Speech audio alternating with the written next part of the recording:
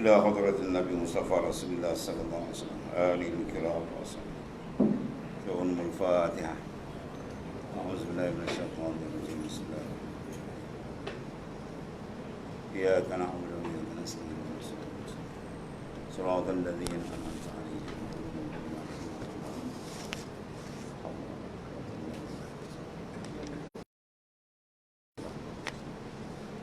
Assalamualaikum warahmatullahi taala wabarakatuh.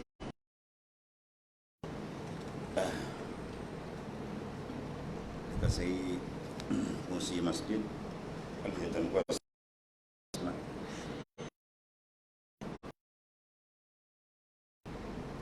ada kitab yang fiqhan teks kita bacakan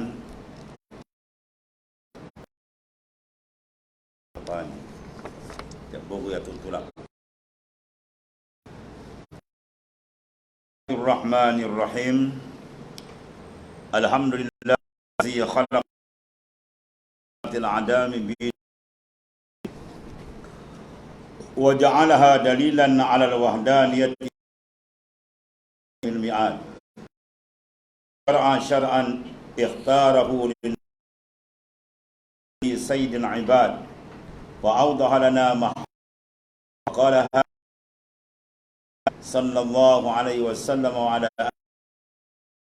alihi salatan zakiyatan bila nifat wa ba'du.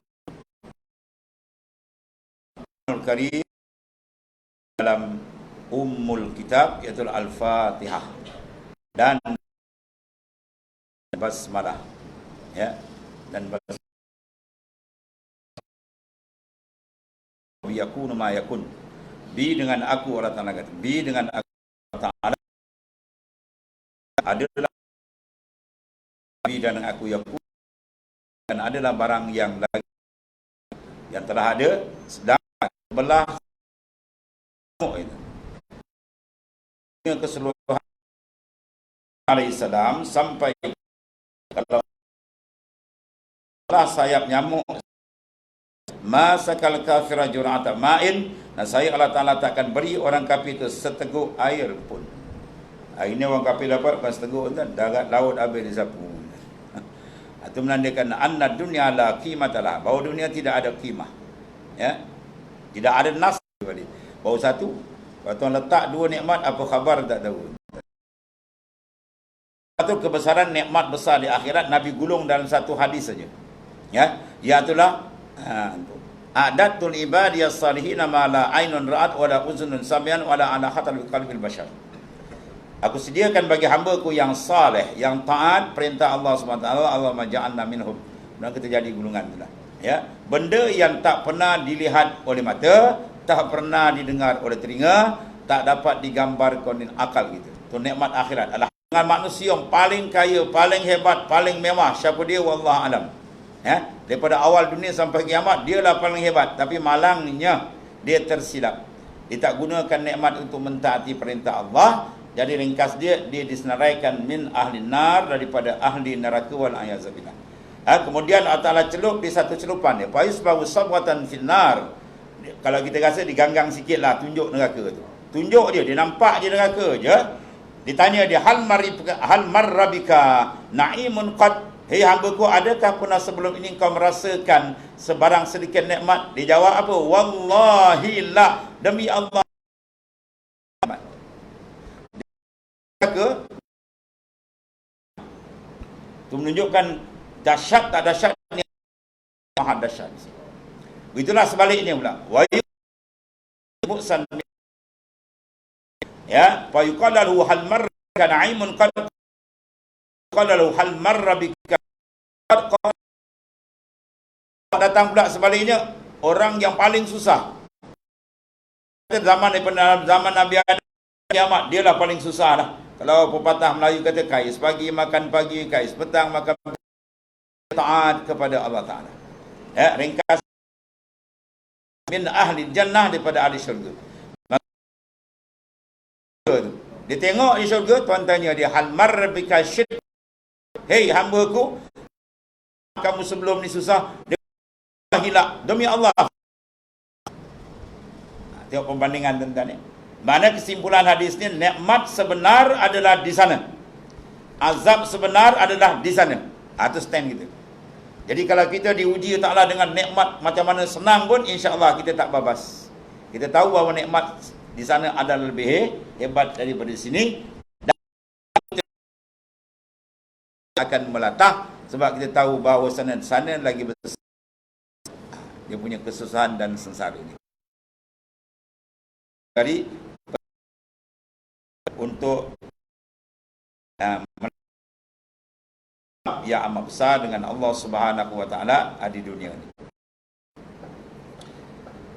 Dan disebut dalam hadis Nabi, man sadaka tarikan ilal jannah wa innal malaikata la tad'u ajnihataha yasna yastaghfir lahu malaikat sayap dia. Orang mencari ilmu yasna gembira, yang mencari ilmu Allah Ta'ala, yang menghidupkan malaikat hampa sayap ni. Jibril 100 sayap. Kalau biar kata, kalau Jibril buka satu sayap dia kan tutup habis dunia itu. Itu dahsyatnya malaikat. Malaikat suka, reda dan mendoakan kepada orang-orang yang datang pada pastikan dia mesti ada debu, kesan-kesan. Ni tak ada. Tak ada kafir pun tak ada. Gambut putih pakaian. Pak Ansar kalau lutut dia dengan lutut ya. Bila dia lutut dengan Nabi, dia ya Muhammad akhbirni iman. Kan aku apa itu? Menjawab al-iman antum min billah wa salam, malaikat salam mengajar kamu akan ya di sahih 3 itulah al-iman. Daripada al-iman inilah ulama mengarang kitab masalah mengenali Allah Ta'ala, beribu-ribu kitab macam-macam bahasa. Inilah ulama karang berhubung dengan ilmu fiqh macam dan ilmu tasawuf untuk membersihkan dan niat ikhlas lillahi ta'ala. Maka insya-Allah untuk menjejakkan kaki dia dalam riyad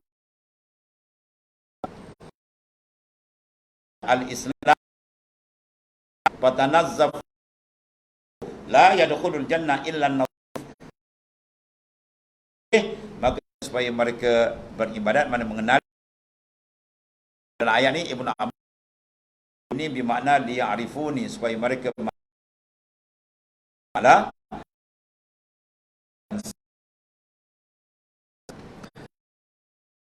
ala dalilan ala wahdaniyati li zawil absari ila yaumil mi'ad, iaitu akan maujudat segala penyembahan kita terhadap Allah Subhanahu, kewajipan pokok ataupun asas ya. Dalam Quran pertama dalil dia apa? Selalu ayat itu dibaca kan, baca fa'lam annahu la ya. Fa'lam maknanya naklah kamu mengetahui, jadi sampai faham bahawasanya annahu la ilaha illallah, ketuhanan melainkan saja. Ini kepada ya itulah penghulu segala makhluk, ya dan itlaq yang paling afdal tadi. Jadi kena bahas dulu. Kalau dipertakwa atau angkat martabat, kalau tidak sebaliknya. Islam tidak memang dia menjawab spontan, dia sama jawab dia bahkan maknanya mereka mengiktiraf dan mengenali. Bila Allah Ta'ala utuskan manusia di dunia ni, maka Tuhan uji dia. Hukum ayu nak test. Bila Tuhan uji hidup ke dalam dunia yang besar dia. Pertama, makhluk berpuluh ya, datang akhir tapi keberkatan Rasulullah sallallahu alaihi wasallam ya. Ujinya martabat yang diangkat oleh Taala kepada baginda sallallahu alaihi wasallam ya, sehingga Allah Taala berikan otoritas besar. Salam wa ma atal fakhuzukum anhu fantahu ya. Gembiranya Rasulullah SAW berselawat kepada Allah Ta'ala beri kali dia dapat 10 kali ya daripada Allah Ta'ala ya. Jadi tujuan hikmat kita berselawat selain tuntutan yang dikatakan yusalluna alan semua malaikat berselawat pada Nabi SAW. Ya ayyuhalladzina amanu sallimu taslima. Salamlah kepada baginda sallallahu alaihi wasallam.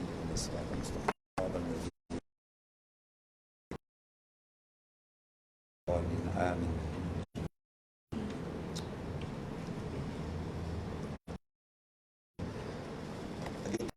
Ini adalah kitab perbahasan dalam ilmu tasawuf. Itulah karangan daripada Al-Alim Syahid Islam Ad-Dimishqah. Kemudian disyarahkan oleh Al-Alim Allamah Al-Ansari. Kemudian ditunjukkan antara makhluk dengan Tuhan.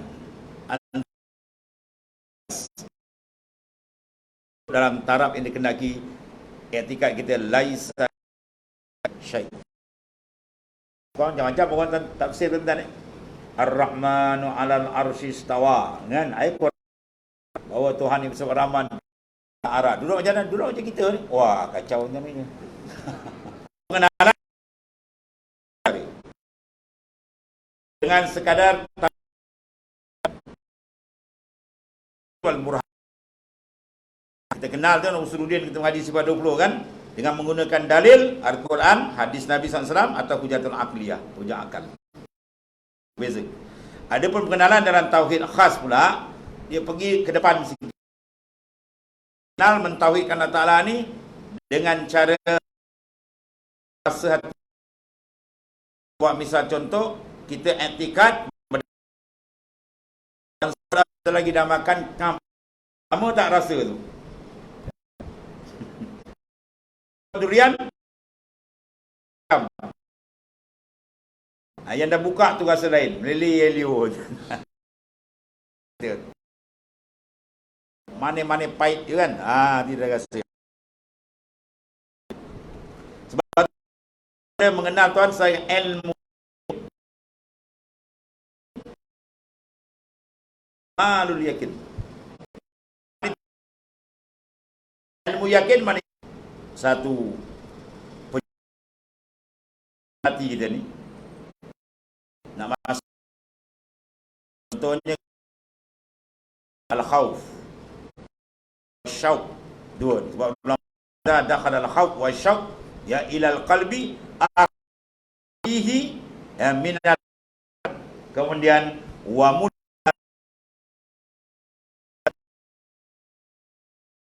sifat gerun dengan Allah Ta'ala ya, dalam batin hati orang ada tiap-tiap hari ya, rasa takut tu hilang. 4 kaki dia, tiba-tiba dia belaga ayam poli lepas kan pagar apa tu khauf lepas. Ini akan bincang dalam. Sebab tu orang ini sikitlah dibincang. Allah Ta'ala yang amat murah dan kasih sayang, wabihi al-inayah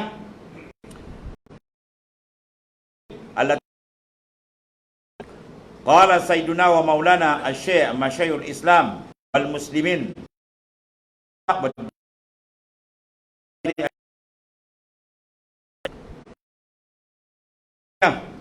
kata sayyiduna maulana Islam, ya tumpuan kami guru kita Syekh Zakaria Ansari, tuan-tuan, kalau dia supaya jangan dibulat Subhanahu taala. Satu, dia tadi teruput. Ini karang tengok kitab ni kan dia kat Mekah. Padahal ni orang petani kan. Kita dia panggil ahli di sebenar-benar ni. Ilmu diberi ilmu. Nabi berjuang, dia berjuang. Nabi mukjizat, ia ada karah. Itu tamam. Nabi ada mukjizat, dia ada karamat. Kita tak ada kera Ahmad tadi. Ada ya, nak cerita bila pagi dia alih lembu mak dia, kan? Tengok orang pergi Mekah. Petanggang bawa ilmu. Seorang tak tahu. Ya, dia pergi pagi. Ya, dah dia. Nah, jadi cerita ke orang pakai ada kita iman umar mutakammila hatta sekali ibil pun selagi dia tak tengok makhluk ni macam dia pun tak ada rasa apa. Ya, kalau ada rasa lagi tu kacau. Kita perempuan satu kan, dia nak pergi rumah kerja kahwin kan, pakai nak turun tangga tak pergi. Macam saya kawan kata Boria kan, dia tengok orang pakai sama takut apa orang. Sekarang orang kata orang tahu. Syafi'i Syekh ikut apa? Imam Syafi'i ikut siapa? Ni banyak ni lebay-lebay. Dia kata Rasulullah maksum. Oh wah. Kalau gitu ni mazhab sebab dan bukan masalah maksum. Kalau tanya maksum, budak di mentabat ahad saja. Itu dah perpanjangan kaedah pembahasan. Sebab kena ada mazhab tentang sebab Quran sebut pasal lah tak ada. Kena kau tanya orang yang faham, kerana faham dalam masalah ijtihad. Imam mazhab, ya. Mesti alim kongkon 12 ilmu. 12 ilmu kena pakar. Hungu je kau nak betul mantap 10. Ulang balik. Satu kehaibatan al-Nabi, bukan calang orang. Kita baca Pangkal Hilang ujung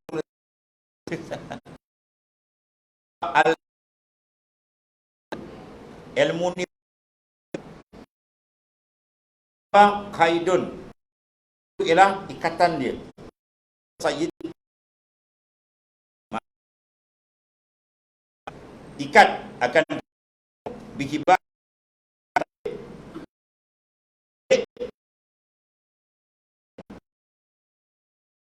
ulama. Dia lelaki ya, bukan perempuan. Perempuan lain cerita lah kan. Jadi Imam Syafi'i tidur kepala ikut tsunami kan. Macam mana ni? Tak terkepala lagi. Sampai dekat subuh dia bangun. Bila orang sudah